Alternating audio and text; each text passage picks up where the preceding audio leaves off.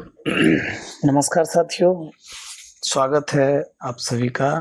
हमारे बहुत सारे बच्चों का कमेंट्स फेसबुक के जरिए आ रहा था कि सर हमें भी क्लास प्रोवाइड की जाए। तो आज से हम सब यूट्यूब पर जुड़ेंगे। अभी समय का निर्धारण नहीं कर सकते हैं, पर हम लोग बहुत जल्द ही समय का भी निर्धारण कर देंगे कि कितने बजे से यूट्यूब पर लाइव क्लास चलेगी। और सभी विषयों का जो बड़ी प्रवीण सर G6X पर आप जुड़ेंगे। आपको समय भी बता दिया जाएगा कि कब से कब तक इस पर लाइव क्लास होगी।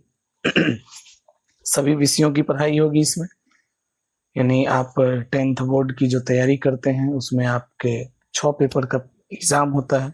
6 पेपर में जैसे यदि हम बात करेंगे, पहला हिंदी, दूसरा संस्कृत,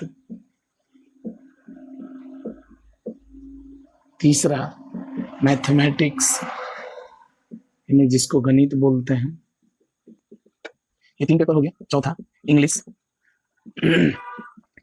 पांचवा साइंस। और हम सबको पता है कि 10th क्लास में हम लोग साइंस को 3 भाग में बांट करके पढ़ते हैं।